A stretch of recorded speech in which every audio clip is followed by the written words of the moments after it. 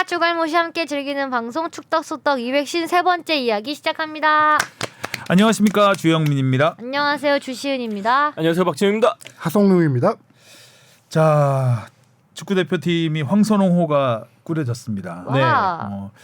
내용이 제 개인적으로는 괜찮았던 것 같고 황선홍 감독 기자회견도 잘 하셨던 것 같고 이강인 선수는 뽑혔고. 네. 인터뷰와 요새들은 그 감독님의 기자회견 중에 가장 깔끔하지 않아요? 그러니까요. 시원시원했습니다. 역시. 굉장히 준비를 많이 하신 것 같고 믿음직했습니다. 우려했던 것보다는. 네. 그리고 또 올림픽 대표팀 이번에 그 명단 꾸리는데 해외파도 합류할 수 있다는 소식도 있어서 어쨌든 축구 대표팀 23세 이하까지 모두 안정화 모드로 가지 않나라는 기대감을 느낄 수 있었던 한 주였습니다. 네. 자, 이슈 포커스로 가보겠습니다. 제목은 정면 돌파 11명 제외 과감한 황새. 자, 제목에서 11명 제외 맞나요?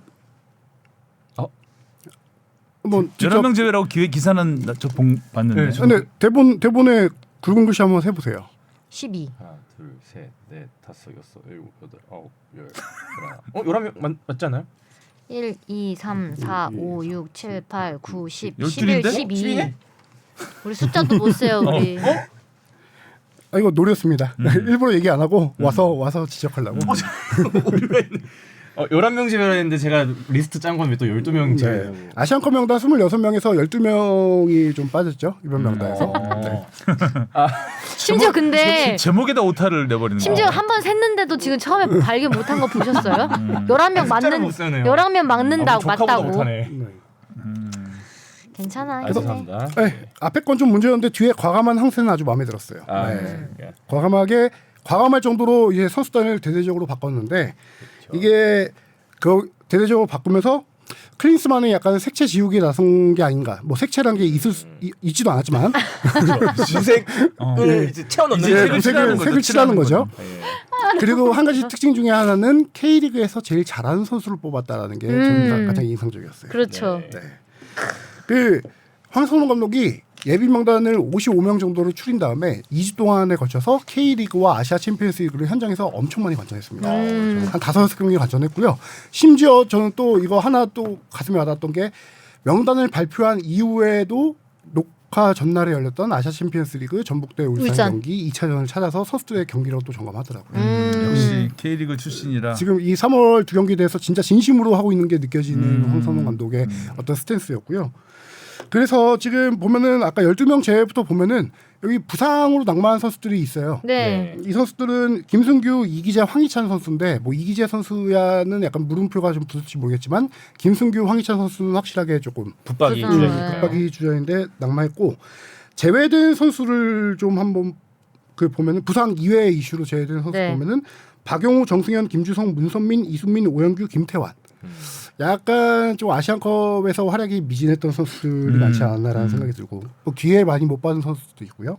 그렇죠. 이런 선수들보다는 지금 K리그의 현재 폼이 가장 좋은 선수가 당장 경기력을 낼 수 있겠다는 판단으로 했던 건데 그렇게 들어왔던 선수들이 지금 보면은 주민규. 정호연, 이명재 선수가 아주 대표적이죠. 정호연 선수 발탁이 네. 지난주에 좀 방송 들어보니까 얘기를 많이 하셨더라고요. 이순민 지난주에 이정효 감독이 잘하면 잘했지. 이순민 공백 없냐 했더니 뛰어나면 정호연 봤어? 약간 이런 느낌으로 얘기했잖아요. 그리고 추가적으로 어제 SBS와 인터뷰에서 또 얘기했는데 사위 삼고 싶다라고. 맞아요. 사회상 딸이 몇 살이길래? 딸이 지금 고등학교 1학년입니다. 고등학교 1학년. 딸한테 물어보신 건가? 가능하네요. 제가 살짝 계산해봤더니 8살 차이 나. 8살 차이면 가능하죠. 그 따님의 좀 의견도 물어봐야 될 것 같긴 그러니까 한데. 딸한테도 물어봐야 될 것 같은데. 근데 또 딸까지는 아버지로서 할 수 있는 최고의 칭찬이죠. 아닌가요? 그렇죠. 네. 정원 딸까지는 선수도 그렇게 아버지로서. 답을 했고.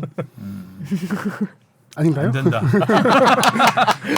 표현이 안 된다. 선배님 누굴 데려와도 안 된다고 하시는 거 아니에요? 근데 이 많은 의미가 함축되어 있는 말인데 그 이유를 크게 두 가지로 꼽으면은 이정효 감독은 우리 어제 뉴스에는 앞으로 돈을 많이 벌 것 같아요라는 멘트가 나가긴 했는데 이 선수의 성장 가능성을 본 거죠. 지금 정호연 선수는 지난 겨울 이적 시장에서 셀틱에 계속 영입 제한을 받기도 했었고 유럽 진출이 향후 가능한 선수기도 하니까 약간 그런 의미 맥락으로 성공할 선수라는 의미가 있을 수 있고요. 한 가지는 팀 내에서 이 선수의 훈련 태도와 생활을 봤을 거 아니에요. 이 선수는 이정효 감독이랑 비슷한 게 정말 축구밖에 모르고 축구만 생각하는 선수라고 해요. 축구밖에 모르는 남자. 별 취미도 없고 그냥 축구 연구만 하는 스타일이고 딸이 얼마나 심심하겠어. 거기에다가 축구만 얘기하고. 그러니까 팀 생활을 봤을 때 이 선수는 정말 감독, 코치, 구단 스태프 모두에게 너무나 올바르게 행동을 하는 고든 선수라는 거예요. FM 스타일인가 보다. 인성이 너무 좋다는 거예요. 완전. 인성이. 네. 훌륭하네요. 네. 그리고 팀에서는 없어서는 안 될 역할을 해주는 거예요. 보이지 않는 곳에서. 그런 역할이 이제 생활면 그라운드에서 다 드러나기 때문에 그 정도 얘기했던 건데 그런 선수가 이제 빛나기 시작하는 거죠. 대표팀에 발탁이 되면서. 되게 정호연 선수가 나이가 어떻게 되죠? 2000년생이에요. 2000년생. 저 슬슬 이제 우리 딸보다 한 살 많은데. 어디 사위로. 근데 정호연 선수가 밖에 모른대잖아요. 정호연 선수가 K리그에서는 많이 빛나는 포지션은 아니에요. 중앙 미드필더잖아요. 근데 이 선수가 지난 시즌까지만 하더라도 이순민 선수에 가려져 있던 측면이 많았습니다. 그리고 이순민 선수와 같이 중앙에서 쓰기 때문에 어떤 스탯을 좀 나눠가는 게 많았는데 이번 시즌에는 확실히 독보적인 활약을 펼치고 있는 게 지난 시즌 같은 경우는 이 선수가 공격 지역에서 공을 차단하는 게 K리그 전체 4위였어요. 근데 이번 시즌 2경기뿐이지만 공격 지역 차단 전체 1위로 올라섰습니다. 그걸 약간 이순민 선수 없이 지금 혼자 하다 보니까 많은 역할을 앞에서 하고 있는 거고 그 지역에서 전진 패스를 좀 공격적으로 많이 찔러줘야 되는 포지션이기 때문에 그 패스 성공률이 많이 높은 편은 아니에요. 뭐 중앙 수비수 이런 데는 90% 넘어갈 수 있는데 거기는 80 중반만 넘어가도 잘한다고 하는데 압박이 심한 자리니까. 올 시즌에 패스 성공률이 91.6%일 정도로 이 선수의 확실히 패스 킥력도 좋다. 그렇게 볼 수 있겠죠. 정말 기대가 되네요 이번에. 네. 대표팀에서도 이순민 선수 빠지고 정호연 선수가 들어갔으니까. 그러니까요. 이정효 감독의 말대로 이순민 선수보다 나은 한성웅의 사위도 될 수 있을 것이지. 나오면 한성웅 나왔지 못하지만. 네, 한성웅 못하지 감독 딸은 결혼했습니다. 실수를 많이 하네요. 본 모습이지 뭐 이게. 네. 12명? 12명. 지금 우리 몇 명이에요 이거? 또 3명 아닌가요? 저 빼고. 그리고 역시 가장 주목할 점은 새로운 선수 중에 한 명은 이제 너무나 화제가 모으고 있는 주민기 선수죠. 선수가 자, 33세 333일에 3월 A매치에 처음으로 선발됐습니다. 와 333 네. 최고령 최초. 주시 최초로 알고 있습니다. 아 진짜요? 같은 주씨예요. 네. 주씨와 그런 거요? 그렇게 주시 없었나요? 제 기억에는 없는데. 같은 주씨 같은 국가대표는 주씨. 주시는 없어요. 그래서 주세종이 된 적이 있다. 주세종이 주세종이 있었구나. 주세종 선수랑은 다른 주씨로 다른 주시예요? 알고 있는데 같은 주씨인가? 아 그래요? 모르겠네. 모르겠어. 주민규 선수가 다른 주씨라고요? 아니 주민규 선수랑 같은 주씨예요. 같은 주씨. 네. 여기 주시가 2명이나 있어서. 네. 대주주네요. 주씨 지금 편해. 그래서 A매치 역대 최고령 야. 역대 최고령 대표팀 발탁. 네. 그리고 이번에 태국전에 뛰게 되면은 최고령 A매치 데뷔전을 치르게 되는데 최고령으로 지금 대표팀에 들어왔잖아요. 근데 대표팀에서는 최고참입니다. 지금 김영건 선수가 같은 해에 태어났는데 생일이 조금 빠르긴 한데 그 두 선수가 나란히 90년생으로 팀 내 최고참이에요. 처음 오셨는데 최고참이야. 예. 주민기 선수 어제 이제 대표팀 발탁 된 다음에 첫 경기를 아시아 챔피언스리그 뛰었는데 네. 본인도 경기장 들어가면서 조금 감격했을 것 같은 게 울산 서포터스가 걸개를 걸었어요. 아 진짜요? 늦게 핀 꽃이 더 아름답다. 어머 너무 감동적이었겠다. 저기 전북 선수들도 주민기 선수한테 가서 경기 전에 네. 축하해 축하를 많이 해주는 것 같더라고요. 주민규 선수가 이제 그 전에 인터뷰 할 때 벤투 시절에 너무 하도 외면을 받아서 이제 그 대표팀 관련 물어보면 되게 좀 시니컬하게 답변을 많이 했거든요. 맞아요. 별로 관심 없다는 식으로. 근데 정말 감격스러웠던 것 같아요. 본인도. 근데 명단 공개될 때마다 너무 의도치 않게 고통스러우셨을 것 같아요. 그래서 어제 경기 끝난 다음에 또 울산이 승리해서 기쁜 마음에 인터뷰를 또 응했죠. 응해서 여러 가지 속내를 되게 많이 얘기했어요. 얘기했는데 주민기 선수는 탈락할 때마다 본인도 마음은 엄청 아팠죠. 내가 여기서 뭘 어떻게 더 잘해야 되나 포기할까라는 생각도 많이 했었는데 본인은 그래도 이게 너무 자주 오래 그랬으니까 예전 엄밀히 따지면은 2015년 슈틸리케 때부터 포함해서 슈틸리케, 벤투, 클린스만 다 외면받아왔어요. 근데 본인은 마음 정리를 어느 정도 해도 가족들이 너무 힘들었대요. 그러니까 부모님과 와이프가 아니 속상하죠. K리그에서 최고 지금 골 잘 넣고 있는데 왜 안 되냐 이런 식으로 가족이 맞아. 너무 했는데 이번에 되면서 가족들도 너무 좋아해서 자기가 그 모습에 너무 감격을 했다라고 하고 네. 주세종 주씨는 저희 주씨인 것으로. 그러네요. 같은 주씨구나. 죄송합니다, 주세종 선수. 네. 근데 이 선수가 멘트가 또 어제 인터뷰가 너무 좋아요. 정말 막내라는 마인드로 들어서 이거 방송 팟캐스트니까 정말 대가리 쳐박고 열심히 뛰겠다라고 했고요. 김민재 선수의 멘트를 좀 들은 게 아닌가 싶긴 하더라고요. 그러네요. 그리고 정말 포기하지 않는 나 자신에게 뿌듯하다라는 말을 했어요. 네. 원래 기다림이 길면 그 열매는 더 달콤하거든요. 잘하실 거예요. 자, 그리고 이명재 선수도 새로 발탁이 됐습니다. 네, 이명재 선수는 정말 울산 팬들이 많이 사랑하는 선수고요. 울산에서 지금 10년 동안 활약하고 있는 선수인데 중간에 일본으로 잠깐 갔다 오고 상무 입대할 때 빼면 울산에서 계속 뛰었거든요. 근데 이 선수도 크게 빛을 많이 못 봤던 선수예요. 입단했을 때부터 울산의 왼쪽 측면에 워낙 유명한 선수들이 많았어요 그동안. 기억을 떠올려 보면은 뭐 박주호 선수도 있었고요.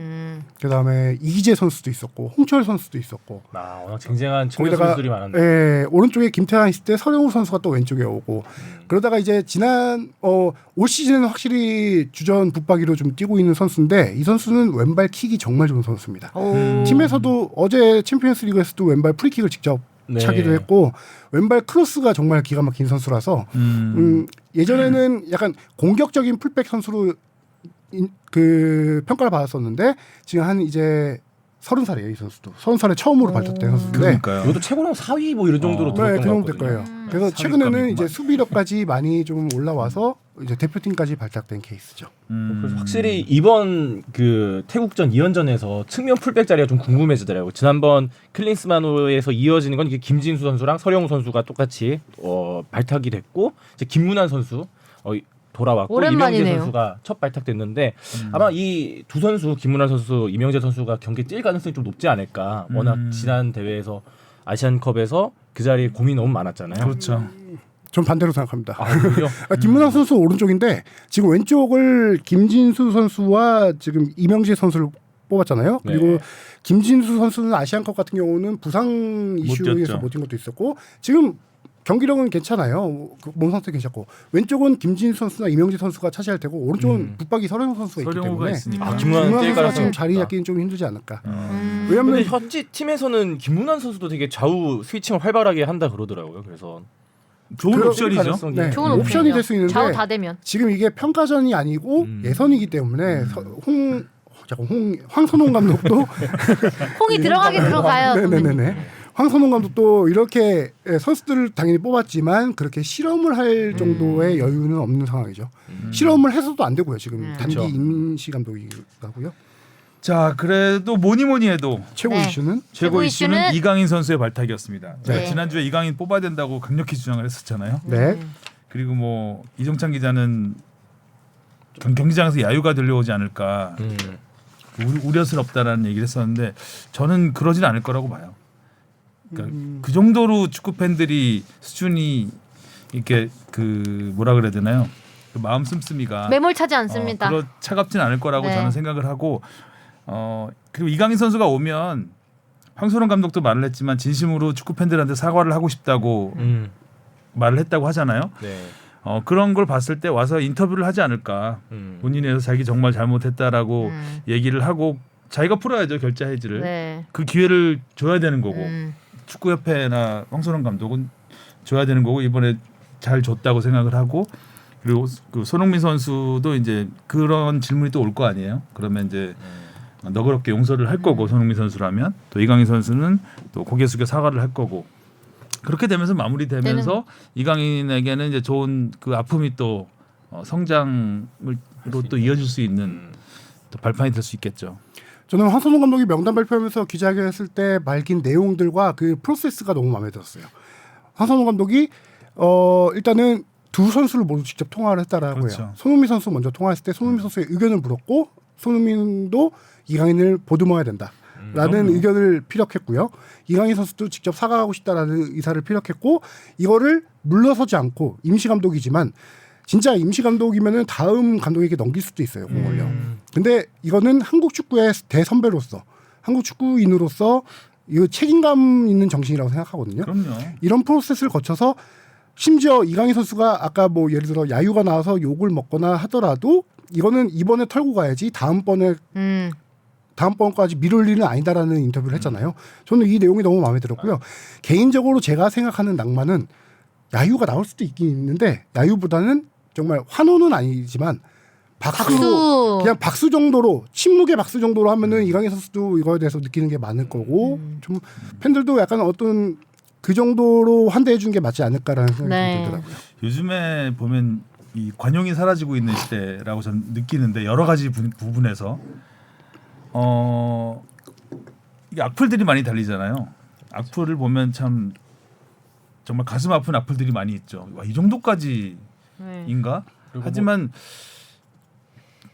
순플보다 악플이 더 돋보이거든요. 보통 같은 이 글을 썼을 때. 그렇기 때문에 이제 그러니까 안 좋은 생각을 가진 사람들이 더 적극적으로 의견을 개진하는 거고, 근데 대신 그런 마음을 갖지 않은 그 용서해주고 싶은 사람들이 훨씬 더 많다고 생각해요. 저는. 근데 이제 겉으로 드러나는 것은 이제 그쵸. 관용을 용납하지 않는 이 문화가 약간 그런 사회 전반에 좀 퍼져 있는 것 같아서 좀 맞아요. 안타깝긴 한데 저는 충분히 축구 팬들이 받아줄 거라고 생각을 네. 합니다. 이강인 선수가 런던을 찾아가서 한 사과에는 다들 진정성을 느끼고 있는 것 같아요. 그리고 진정성 있는 사과에는 우리가 그거를 받아들일 수 있는 그런 말씀하신 관용이 저도 필요하다고 보는데 제가 아까 앞에 댓글 나왔을 때 뒤에 얘기한다고 했던 부분이 지금 얘기할 부분인데 뭐냐면은 저는 협회 스탠스가 상당히 이번에 되게 그러니까요. 안타까운 게 정몽규 회장이 그때 클린스만 감독 경질을 발표하면서 기자회견에서 얘기를 했어요. 이 징계하는 거는 경기에 안 나가게 하는 것밖에 없다. 그거는 차기 감독이 선택할 문제다라고 했는데 요거는 이렇게 협회가 감독에게 떠넘긴 거예요. 떠넘긴 상황이에요. 요거는 예를 들어 그 당시에는 못했을지라도 이번 명단 발표 전에 협회가 이거는 우리가 공정위원회를 열어봤더니 징계 사유가 아니다. 아니면 징계 사유다. 이걸 명확히 아니면 앞으로 이런 룰을 만들겠다. 그렇죠. 오히려 그 얘기 황선홍 감독이 하셨던 것 같아요. 가이드라인을 조금 더 뭐 만들어내야 될 것 같다 그런 식으로. 그렇게 해서 딱 어느 아웃라인을 짜줘서 이강인 선수를 선발할 수 있냐 없냐라는 걸 미리 이렇게 협회가 좀 해줘서 차기 감독에게 그 짐을 좀 덜어줬어야 덜어줘야 되는 건데 모든 공을 차기 감독에게 떠넘기는 협회는 정말 지금 비겁한 행동을 너무 많이 하고 있는 거예요. 협회도 비겁하고 저는 언론도 되게 비겁하다고 생각을 하는데 이번에 이강인 선수 발탁했을 때 몇몇 언론의 그 저희도 언론이지만 기사 제목이 탁구 게이트 이강인 또 탁구 게이트? 그 낙인 찍어버리는 그 낙인 찍는 이 버릇이 있어요 언론들이. 그래야지 잘 팔리니까. 맞아. 그러니까 이게 참 안타깝죠. 그 약간 부추기는 거죠. 악플을 부추기는 거 아니겠어요? 탁구 게이트 이강인 탁구도 기분 나쁘겠어 발탁. 그쪽도. 탁구는 탁구로 화합할 수 있다고 좋아하죠 거기는. 오히려 탁구. 근데 탁구 게이트 자체 어감이 좋지는 그러니까 않으니까. 그 게이트라는 말은 지난 주에도 네. 저희가 말씀드렸지만 여기에 전혀 적합하지 않은 네. 말이고. 근데 자꾸 그런 거죠. 뭐 하면 황의조 선수가 물론 잘못됐지만 황의조 하면 앞에 무조건 불법 촬영 혐의 황의조 뭐 이렇게 되잖아요. 근데 사실 경기는 경기로 봐줘야 되는데 그게 이제 무슨 수사 관련 내용이라든가 이러면은 그런 네. 앞에 수식어가 붙어도 되는데 그냥 갖다 꼬리표를 갖다 붙이는 게 그래야지 이제 쏠깃하거든요. 눈길을 끄니까 이제 그런 문화도 참 안 좋은 것 같다라는 생각이 듭니다. 그럼 앞으로 정몽규 회장 할 때도 사면 논란 정몽규 회장을 앞에 그 달아주세요. 클린스만 뽑은 정몽규 회장 앞에 무조건 클린스만 친구 네. 정몽규 되게 회장 붙여. 뭐 안타깝게 떨어진 선수 얘기도 좀 해봐야 되지 않을까 싶긴 한데. 이승우 선수가 좀 네. 기대가 네, 컸죠. 컸죠. 또 보는 앞에서 두 경기 연속골 또 골도 아주 기가 막히게 멋있게 넣었잖아요. 네. 일단 이승우 선수는 뽑을까 말까 하다가 안 뽑는 걸로 정리를 했었는데 그 메시빙이 골을 현장에서 봤죠. 네, 현장에서 봤죠. 보셨죠. 전북전. 그 코칭 골이 스태프이 나오고 나서 중계화면 잡혔는데 황선홍 감독이 씩 웃는 장면들이 있더라고요. 이것 봐라 또 이거 헷갈리게 만드네 어렵게 만드네. 어쩌란 말이야. 그 정말 그거는 그 장면 자체는 밀집 수비를 해칠 수 있는 그냥 개인 능력으로 최고로 뚫을 수 있는 방법이잖아요. 이런 것이 필요하다라는 생각이 들었던 것 같아요. 그래서 그 다음 날 열렸던 경기가 뭐냐면 서울 인천전이에요. 그날 코칭 스태프가 황선홍과 다 모였어요. 상암 월드 경기장에서 경기 보기 전에 이승우에 대해서 한 번 더 논의를 했더라고요. 아, 진짜 뽑아야 되냐 말아야 되냐. 정작 그 경기 고민되죠. 없는 네. 맞아. 이승우 선수가 이때까지 뭐 스피드를 활용한 그런 골은 또 많이 봤던 것 같은데 이번에는 진짜 메시 그런 빙이 가속을 이용한 골을 넣다 보니까 근데 네. 네, 쟁쟁해서 근데 워낙 고민했을 것 같아요, 선수들이 정말. 그 자리가 굉장히 많죠. 네. 특히 또 이번 그 태국전이 잘한 그 아마 상대방이 밀집 수비 좀 내려선 수비로 할 것이 예상되다 보니까 그 수비를 뚫을 수 있는 그런 스타일 이승우 선수가 적합해서 좀 더 그런 고심이 깊어지지 않았을까 싶어요. 네. 거기다가 이선 조합과 선수단 구성 여러 가지를 좀 파악해서 내린 결정인데요. 이 자리 포지션 경쟁이 워낙 좀 치열하잖아요. 네. 딱 대놓고 경쟁해야 될 선수들이 이재성, 그다음에 뭐 저기 정우영? 홍현석, 어린 심지어 정우영. 이강인 선수와 롤도 좀 겹칠 수도 있고요. 정우영 선수도 있고요. 너무 겹치기 때문에 쟁쟁해. 그렇죠. 쟁쟁해서 좀 파고 들어가기가 힘든 포지션이긴 합니다. 이순민 선수는 K리그에서는 여전히 활약을 하고 있는데 아무래도 대표팀에서 보여준 게 없어서 그랬을까요? 또 2차전에서 이번 누구랑 붙었죠? 저 대전이? 이번 경기? 아 제주. 제주전에서 조금 아쉬운 모습도 실수가 있었죠. 많았습니다. 예. 제주에서 제주전에서? 실수가 좀 있었습니다. 근데 그 한 경기 보고 판단하지는 않았을 것 같고요. 뭐 이 자리에 또 백승호 선수도 들어가 있잖아요. 이번에 오랜만에 예, 또 예. 돌아왔죠. 네. 그러니까 수비형 미들로 이순민 선수는 정말 멀티 포지션을 소화할 수 있기 때문에 그 어떤 대회에서는 중용될 수 있어요. 대회에서는 엔트리가 한계가 있고 여러 경기를 뛰어야 되는 상황에서는 멀티플레이어이기 있는데 때문에 두 경기 치를 때는 다른 선수들만큼의 이 경쟁력 똑같이 따지자면 멀티 포지션에 그게 떨어지는 거죠. 장점이. 예. 그런 판단이 좀 있었지 않을까 생각됩니다. 송민규 선수도 말타기 되지 않았고요. 네. 어차피 뭐 활약 좋았고 또 아시안 게임을 합작했기 때문에 금메달 합작했기 때문에 그런 기대감이 모아졌는데 안타깝게도 그렇습니다. 그리고 워낙 치열한 포지션들이니까. 뭐. 양현준 선수와 김지수 선수도 빠졌는데 요거는 황 감독이 올림픽 대표팀까지 맡고 있기 때문에 그 팀에 보냈습니다. 사우디로 보냈죠. 예, 이 선수들이 빠진 이유는 올림픽 팀에 가기 위해서였고요. 자, 올림픽 대표팀에는 명단에 일단 그 유럽파가 포함될 가능성이 커졌죠. 네, 현재 불렀던 선수들은 튀르키예 1월달 전지훈련을 마치고 황선홍 감독이 직접 그 팀들을 방문해서 근데 이 선수들 말고도 다른 팀들도 방문했어요. 근데 거기서는 no, 안 된다 소리 들었고 오케이 했던 선수들을 이번에 차출을 한 거죠. 배준호, 양현준, 김지수. 그렇죠. 근데 이 선수들도 일단은 4월달 예선까지도 오케이를 받아놓은 상황인데 진짜 어떻게 그 팀 상황에 맞춰서 그때도 오케이를 그 약속을 지켜야 될 텐데 좀 봐야 되는 거죠. 만약에 팀이 급해지면 말을 바꿀 수도 있는. 그렇죠. 특히나 왜냐하면 배준호 선수 같은 경우는 요즘 활약이 엄청 너무 잘하고 좋아가지고요. 있어요. 팀에서 핵심 전력이거든요. 그거를 잘해도 불안한 거예요 지금. 적당히 잘해야 안 줄까봐 되는데. 안 줄까봐. 네.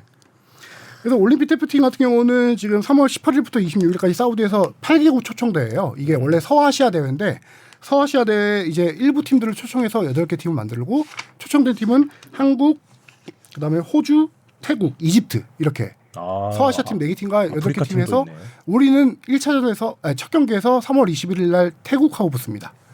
그래서 이거는 두 팀씩 4경기를 해서 이긴 팀들끼리 올라가서 이제 3경기만 하는 거예요. 우승팀을 가리는 순위 결정을 하는 건데 우리는 태국하고 한 다음에 그 다음에 이제 아직 나머지 팀들은 미정이죠. 상대 팀들이 결정돼야 되기 때문에 사우디 요르단전 승자와 두 번째 경기를 갔습니다. 자, 이제 K리그로 넘어가 보겠습니다. 국가대표 1타 강사 이정효, 광주 돌풍은 현재 진행형. 국가대표인가요? 이번에 저 정호연 선수를 또 발굴을 했으니까. 정호연을 키웠다고 해서 국가대표 1타 강사. 작년에는 이승민 선수를 국대로 보냈고 이번에 정호연 선수를 국대로 보내. 그리고 저는 2승을 이렇게 또 할 줄은 몰랐어요. 또 많은 골을 넣으면서요. 1등이 광주입니다. 1타 강사보다 국가대표 브로커 이런 거 낫지 않아요? 브로커. 예전에 이제 병역 면제 브로커 이런 것처럼요. 그런 것처럼. 좋습니다. 자, K리그는 뭐 단연 서울 경기가 FC 서울 경기가 가장 큰 화제였고 맞아요. 사실 이것도 제목 딴 거 자기 검열이죠. 또 서울로 갈까봐. 근데 경기력이 워낙. 근데 제 주위에도 인스타 스토리에 이 서울 경기를 보러 간 사람들이 많이 올라왔어요. 그 전에는 그런 K리그 경기장을 찾는 것들을 많이 보지 못했는데 요새는 여자들도 진짜 많이 보러 가고 관심이 5만 많더라고요. 명은 좀 충격적인 것 같아요. 저도 4만은 K리그에 넘겠지. 5만 명? 4만은 전 이명웅 왔을 때가 때 4만 넘겼죠. 얼마잖아요. 그 정도 되겠지라고 생각했는데 이 5만 명은 이 느끼는 체감이 4만 명하고도 다르거든요.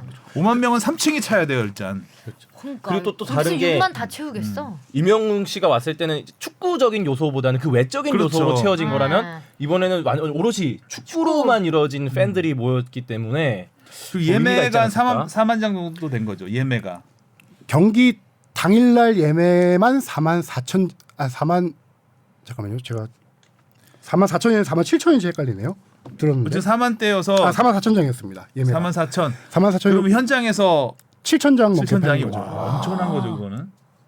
저도 그 경기 시작 전 1시간 전에 지하철역을 통해서 갔는데 음. 합정역이 이게 국가대표 경기가 아닌데도 불구하고 꽉 차는구나. K리그 1시간 전부터 합정역부터 꽉 차더라고요, 지하철이. 되게 다르다라는 생각을 되게 많이 가졌어요. 제가 서울 월드컵 경기장에서 열린 대표팀 경기는 취재를 그렇게 가요. 경기 시작 한 2시간, 3시간 전에 가서 팬들 줄 서 있는 입장하는 모습 찍고 스케치하고 인터뷰하고 하거든요.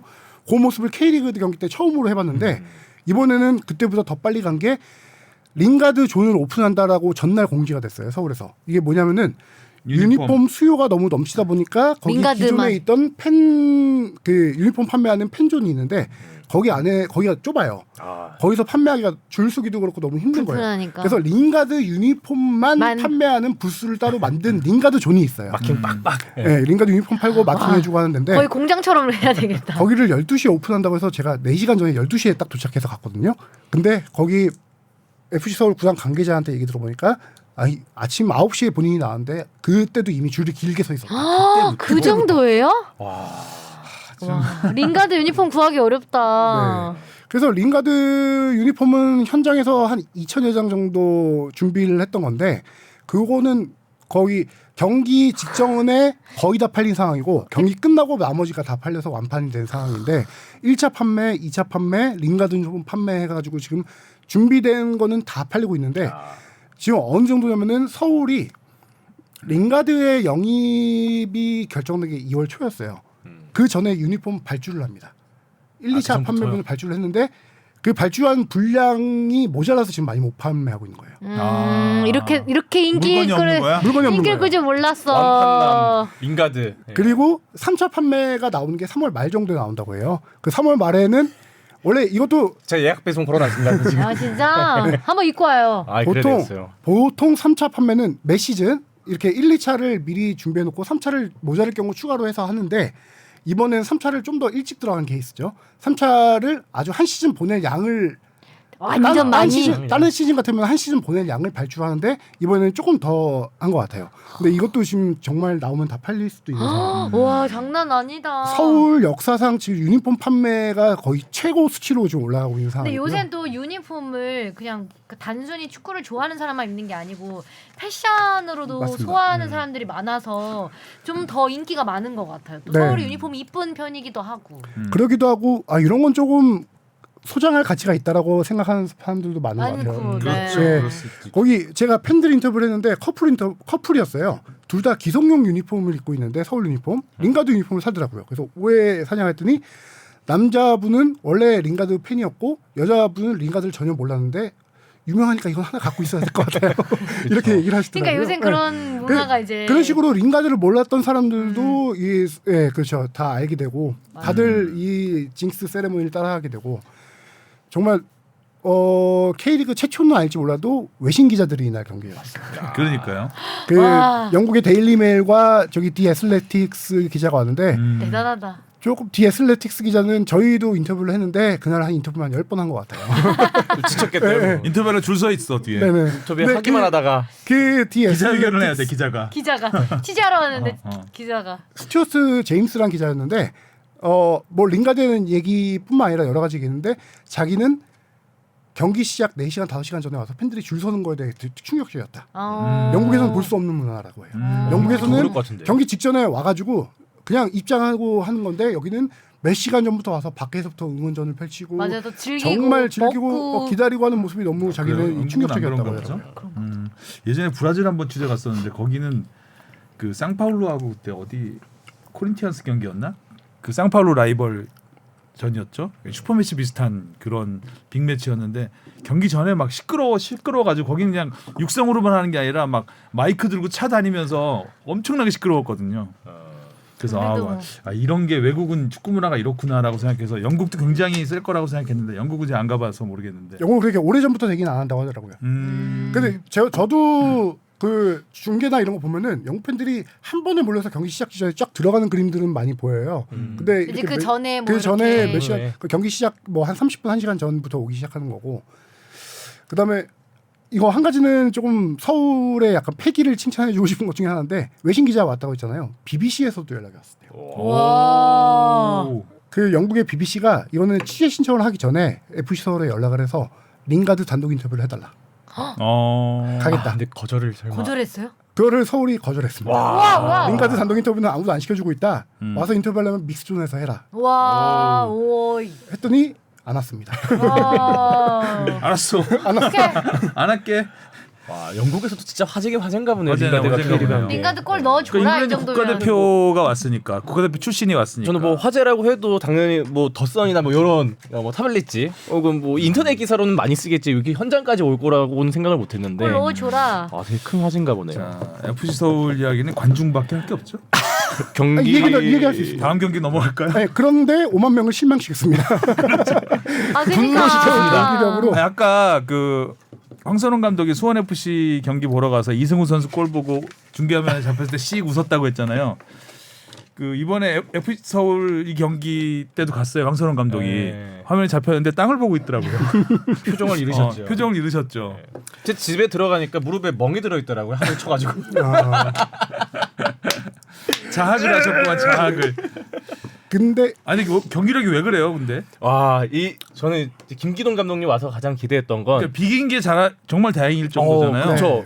그 최철원 골키퍼 선방도 되게 많았고. 슈팅 수도 차이 진짜 많이 난다. 아, 이거 다 전화를 왜 이렇게 관중들이 높아? 아니, 하이라이트가 거의 다 인천 거였어요. 관중이 일제히 했던 얘기가 왜 앞으로 패스를 안 해?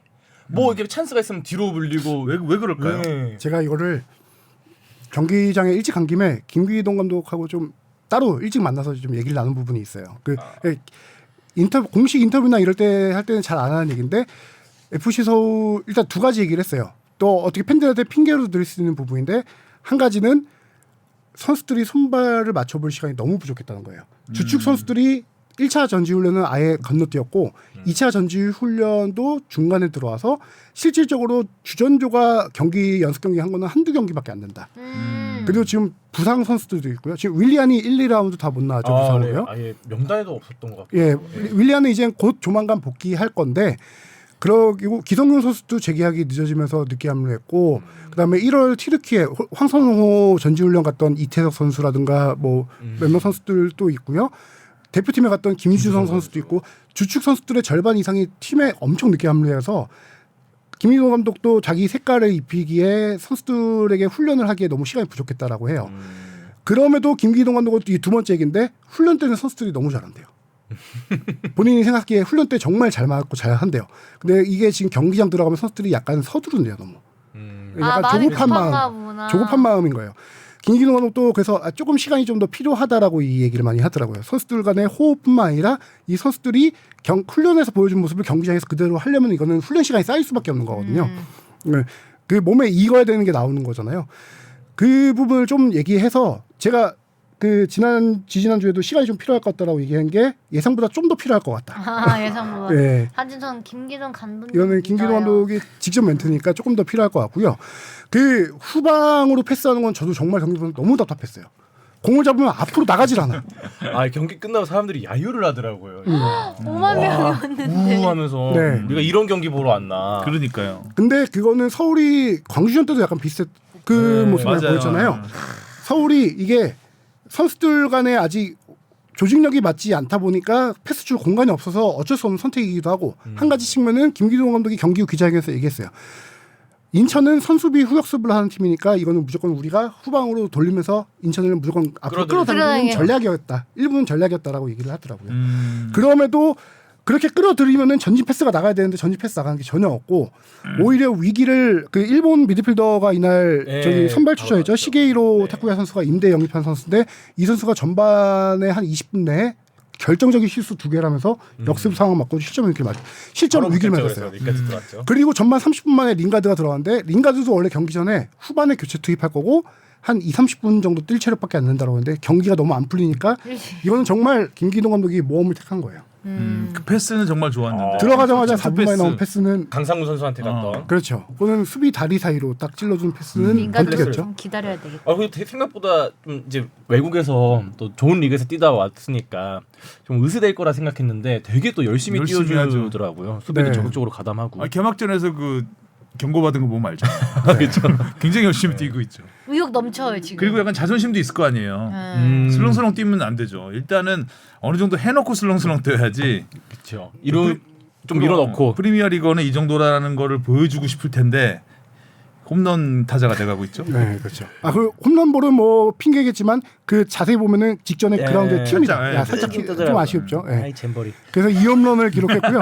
잼버리 여기서 때문에. 잼버리가 더. 잼버리 때문에. 아이 그날 또 서울시장님이 시축하러 오셨더라고요.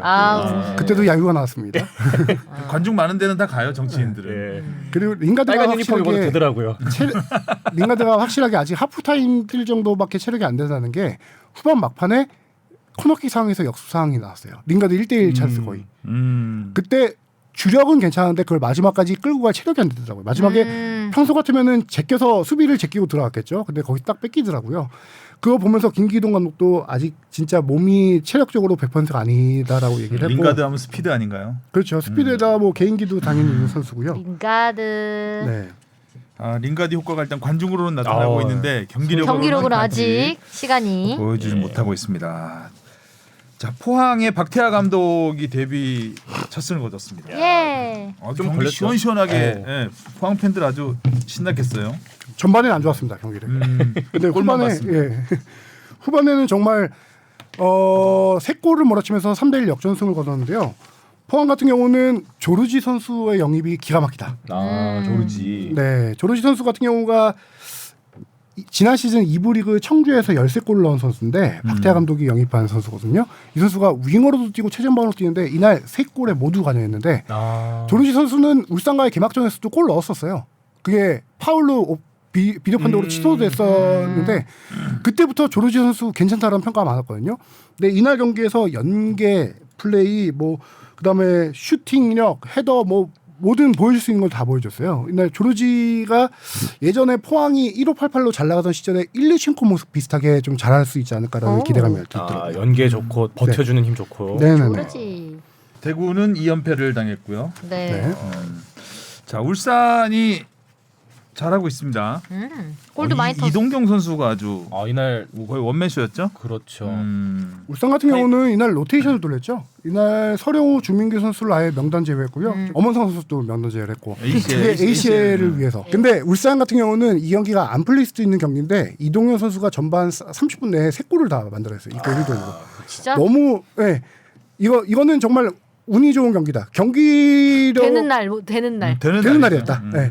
그럼에도 오른발로 차도 되는 날. 그렇죠. 그럼에도 많은 주전들을 좀 아껴줬고 이날 수비수도 포백 중에 주전은 김영건 선수밖에 없었어요. 그 포백의 불안함이 후반에 확실하게 들어왔죠. 김천에게 2골을 내주면서 턱밑까지 추격을 당했는데 정말 이 잘 지켰군. 경기에서 만약에 무승부나 졌으면은 ACL까지 경기력이 영향을 미쳤을 거예요.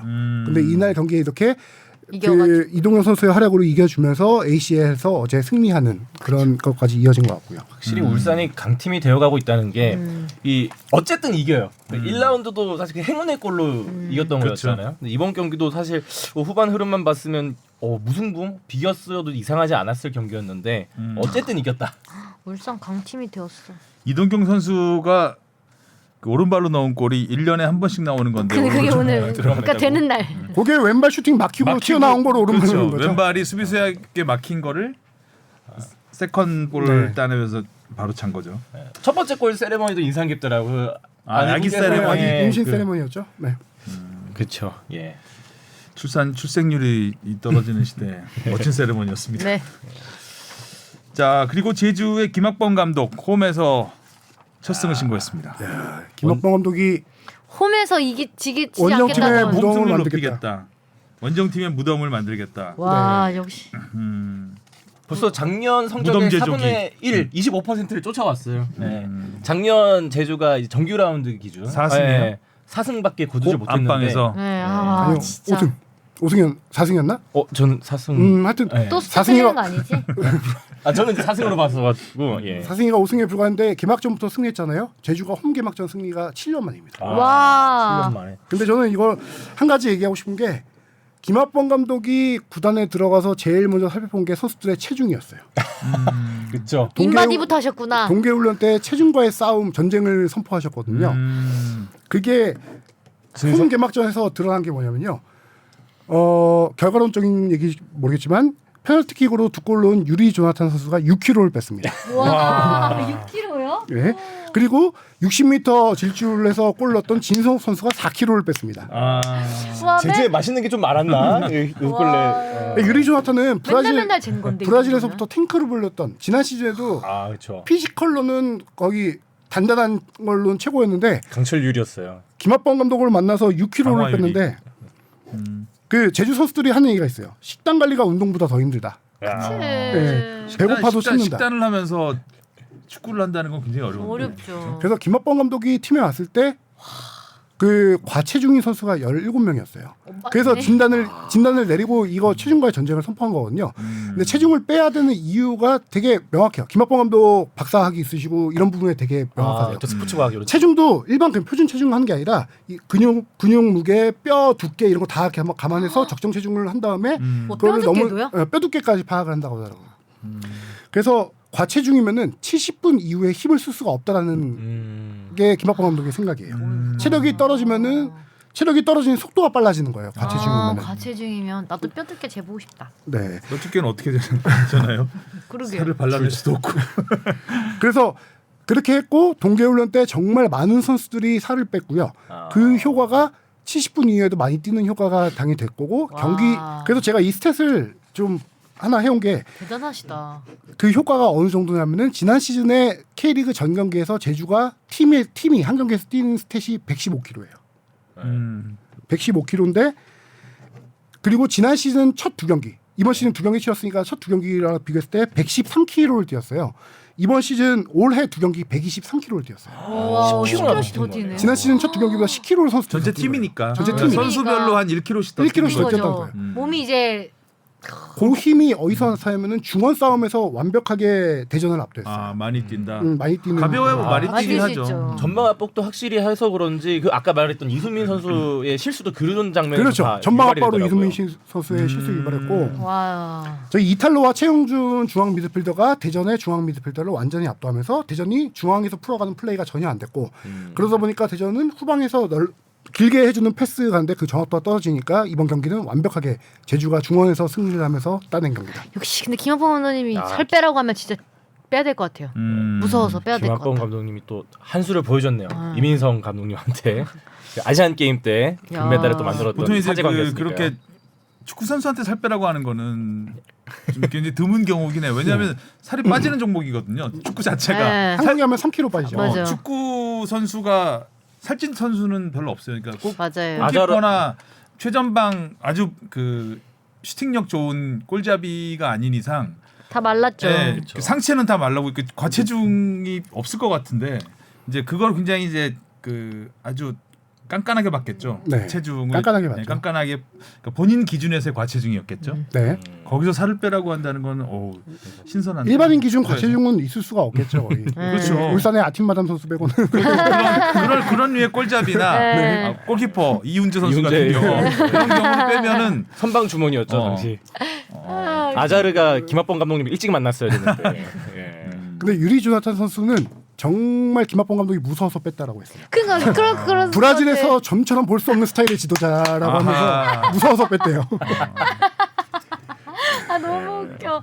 안 근데, 빼면 네. 부를 것 같고. 선수들이 어느 정도 빠졌는지 지금 저는 구자철 선수가 지금 경기 안 나오고 있어요. 그쵸. 부상에서 재활 중이기 때문에 안 나오고 있는데 체중 초과로 못 나오는 거 아니에요? 그래서 제주 구단 관계자가 저한테 사진을 보여준 게 있어요. 구자철 선수가 지금 그라운드에 경기 안 나오니까 얼굴 볼 수 없잖아요.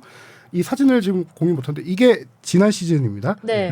좀 턱이 좀 통통- 없어요. 예, 지난 이거 시즌은 어디- 통통한데요 좀? 이걸 어떻게 보여드려야 되나? 여기 보여요. 턱선이 좀 네, 없는데. 지난 시즌입니다. 네.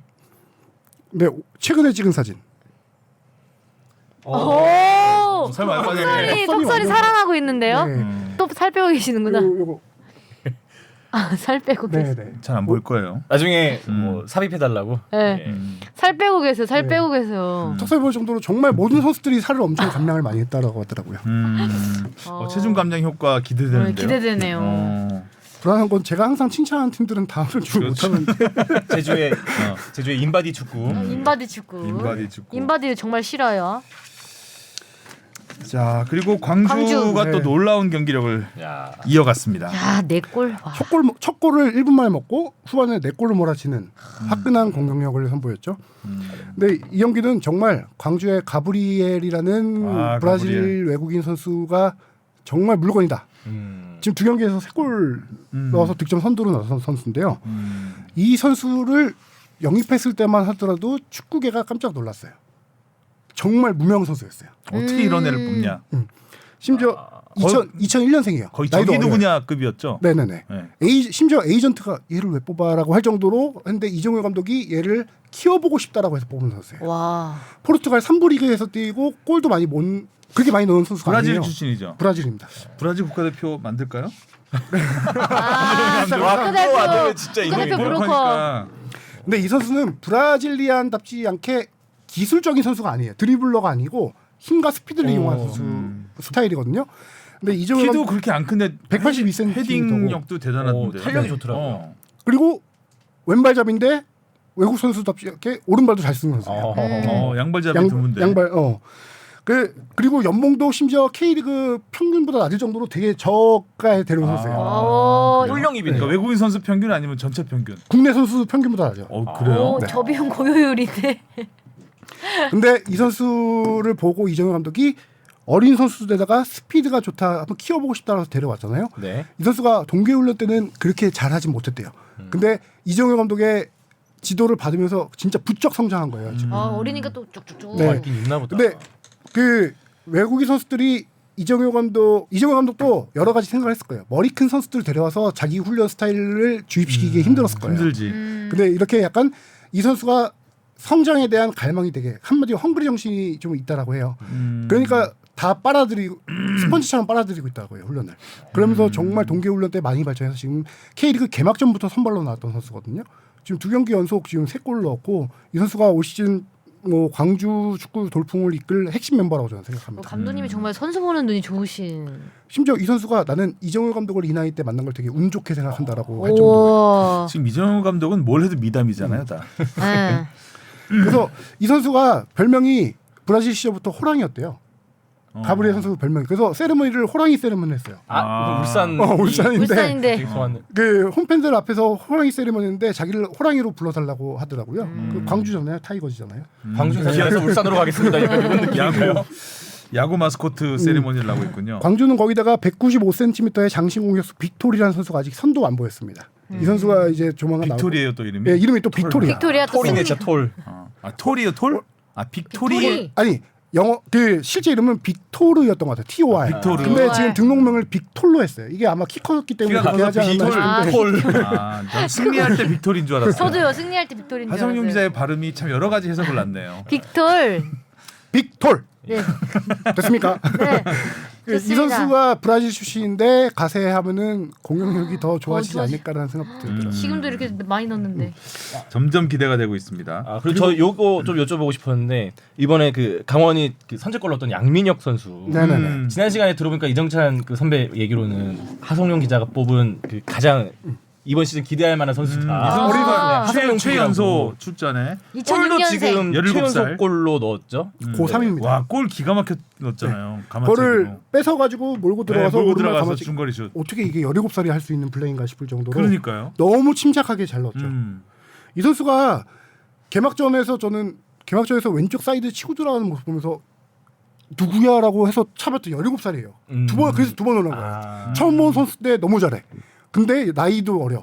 근데 이번에 침착함까지 갖고 있는 거 보면서 너무 놀랐는데 준프로 계약을 한 선수예요. 지난해 12월에. 근데 준프로 계약 고3이에요 지금. 평일에는 학교 다니고 주말에 축구 뛰고 있는 선수인데 이 선수가 동계 훈련부터 번뜩이는 모습이 있어서 윤정 감독이 선택해서 내보낸 건데 그 정말 지금 양현주 선수의 뒤를 이을 만한 활약을 펼치고 있는 거죠. 등번호도 이어받았다. 등번호도 양현주 맞아요. 선수의 등번호를 이어받아서 47번이었나요? 네, 47번이고요. 양시고. 이 선수는 17세 이하 아시안컵하고 월드컵에 출전했던 그 유망주였어요. 그 연령대 대표팀부터. 그리고 고1 때부터 팀의 주전으로 뛰면서 팀의 강릉 제일고거든요. 그 팀을 우승시킨 주목받던 선수였어요. 근데 이렇게 주목받던 선수들이 프로 와서 첫 해에 간간히 벤치에서 앉아있다가 뛰고 하는 케이스가 많은데 이렇게 개막전부터 나오고 선발로 나오고 할 정도로 이 정도로 지금 활약을 하면은 저는 이번 시즌 정말 기대되는 선수 영 플레이어로 그래서 꼽았던 거였는데 확실하게 두 번째 경기만에 골을 넣었으니까 기분이 좋더라고요. 2014년 이후 K리그 최우선 득점 득점 기록이라고 꼽아서 하죠. 이렇게 바로바로 성과 보는 경우는 많지 않은데 기대해 보면 좋을 것 같아요. 너무 들떴어요 지금 황현 기자. 자 아주 길어졌는데 손흥민 선수 이야기를 또 안 하고 갈 수가 없죠. 아 여기도 날았죠. 아, 손흥민 선수 1골 2도움 2골 넣을 수도 있는 상황이었고 네. 경기력이 점점 좋아지는 것 같아요. 근데요 그렇군요. 전반에는 이강인한테 사과받은 이후에 경기력이 점점 좋아지는 것 같아요. 좋아지고 있는데 이날 전반은 손흥민 선수가 슈팅 하나 때리지 못하고 팀도 그렇죠. 슈팅 하나에 그칠 정도로 너무 답답했어요. 또 그래서- 상대가 또 아스톤 빌라니까 네. 4등 놓고 끝까지 가야 되는 팀이잖아요. 네. 자 진짜 한인 게 전만 보고 잤거든요. 너무 피곤해가지고. 잘했네. 자서. 그렇게 된 네, 건가요? 잘한 제가 자요? 거예요. 네, 잘했네. 서울 경기 보러 가서 좀 자요. 네, 자요. 야외 무릎 두드리지 취침, 말고. 무릎 치지 말고. 네. 그리고 손흥민 선수는 이날 후반 8분에 첫 골을 존슨에게 어시스트했는데 그 장면도 기가 막혔죠. 공을 몰고 가다가 수비수를 약간 오른쪽으로 몬 다음에 존슨이 옵사이드 트랩을 딱 깨는 타이밍 그 한 번에 안 줘요. 한 번 발 두 번 정도 발을 스텝 바운 다음에 주거든요. 그 타이밍 맞춰서 줬거든요. 그 타이밍 맞추는 거에 수비수들이 흔들린 거예요. 존슨은 그래서 골 넣었는데 그 장면뿐만 아니라 손흥민 선수는 이날 슈팅을 일부러 안 때리나 싶을 정도로 조력자 역할을 하더라고요. 그 티모 베르너 골 도운 것도 네. 그러니까 사실 베르너 영입한 게 손흥민의 아시안컵 공백 대체. 대체 그러니까 손흥민의 공백을 좀 메워볼까 하고 데리고 왔는데 손흥민의 도움을 계속 받고 있잖아요. 경쟁자한테 도움을 받고 있는 도움을 꼴이죠. 그렇죠. 사이 좋다. 그래서 그날 베르너도 지금 손흥민이 키우고 있는 거잖아요. 지난 경기에서도 어이없는 거 좀 못 넣은 다음에 네. 또 도움해가지고 경기 끝나고 인터뷰에서 베르너 칭찬하고. 네. 그리고 이번에는 베르너가 골 넣자마자 베르너의 등을 떠밀었습니다. 지난번에 뒤통수 쳤는데. 왜냐면은 지난번에 데뷔골 넣고 나서 지고 있는 상황이었기 때문에 세레모니를 혼자 약간 당황했죠. 아무도 없어서. 다른 선수들이 다 하프라인으로 돌아간 상황에서 혼자 세레모니를 하다가 민망해서 돌아갔잖아요. 그거를 손흥민 선수가 마음에 담아두고 있어가지고 원정이었는데도 베르너가 골 넣고 좀 밋밋하게 세레모니 하니까 더 하라고. 토트넘 팬들이 있는데 앞으로 등 떠밀어서 갔어요. 그래서 세레모니 하라고. 그런 식으로. 손흥민 선수는 참 보면 볼수록 신기한 캐릭터예요. 그러니까요. 대단한 캐릭터예요. 히샬리송이 골 못 넣을 때도 음. 골 넣고 나서 그 똑같이 해줬던 걸로 베르너 선수에게 또 해주고. 역시 캡틴. 그리고 정말 이번에는 그 캡틴. 후반 추가 시간 1분에 골을 넣었잖아요. 그게 이날 경기 손흥민 선수의 첫 슈팅이었습니다. 아. 첫 슈팅을 그렇게 기가 막히게. 또 쉬운 슛도 아니었거든요. 그렇게 또. 그렇죠. 그날 수비수 타이밍. 그날 경기가 어느 상황이었냐면요. 제가 서울 가가지고 링가드의 슛을 보고 온 날이었어요. 링가드 거의 비슷한 타이밍이었거든요.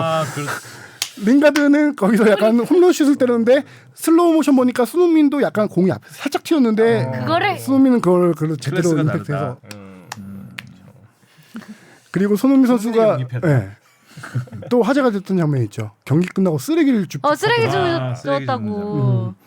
이게 누구 미담만 나오네. 누구 테이핑 누구 분대인지 모르겠는데 원정 그라운드였잖아요. 이게 떨어져 있는데 손흥민 선수가 그걸 한 2개를 다 이렇게 줍고 가더라고요. 미담 제조기가 되고 네. 이게 미담 제조기야 아주. 골도 제조하고 네. 미담도 제조하고. 자, 손흥민 선수는 2경기 연속골로 리그 14호 골 득점 공동 4위가 됐고요. 8시즌 연속 공격 포인트 20개를 돌파했습니다. 네, 정말 대단합니다. 14골에 8개의 도움. 점점 22 잘해. 공격 포인트. 한꺼번에 공격 포인트 3개를 추가하면서 이게 지난 시즌에 깨질 뻔했어요.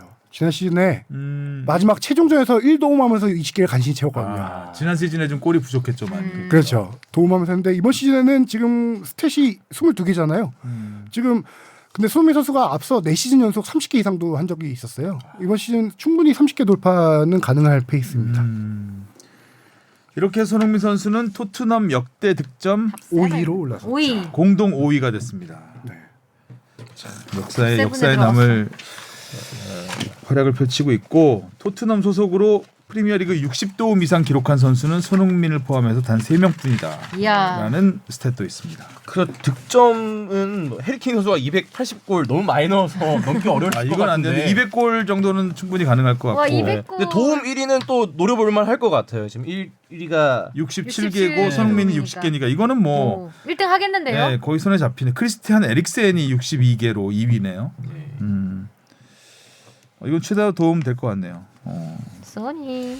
자, 오늘은 여기까지 하면 될 것 같습니다. 네. 자, 오늘 수고하셨습니다. 다음 주에 만나요. 안녕. 수고하셨습니다.